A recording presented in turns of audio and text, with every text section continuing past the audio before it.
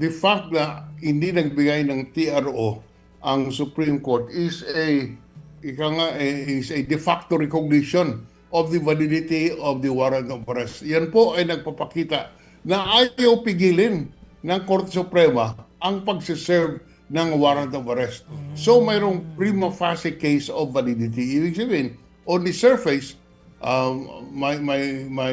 mayroong kapangyarihan or mayroong sapat na dahilan na arestuhin si Senator Bato using the warrant ng International Criminal Court ng ICC. Opo, so ibig sabihin, hindi na po kinikilala, kumbaga yung ipinupush po ng kampo ni Senator Bato na hindi, dapat dumaan muna sa local court.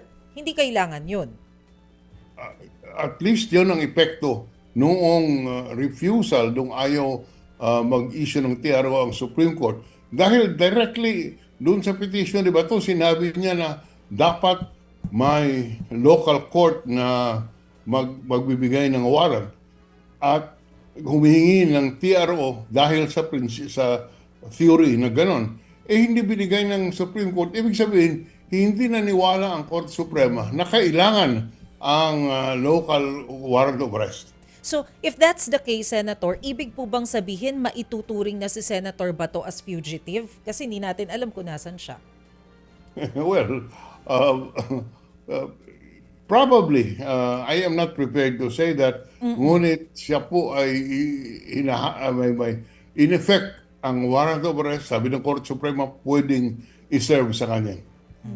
Sino po bang magde-determine po o magle-label sa kanya na fugitive? Sino ang dapat? In the first place,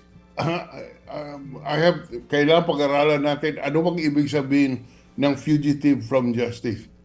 Sa akin po, the fact na ang warrant in effect hindi pinigil ng Korte Suprema ang enforcement ng warrant against Bato is a recognition of the validity of the warrant of arrest. Kaya pwede siyang arestuhin.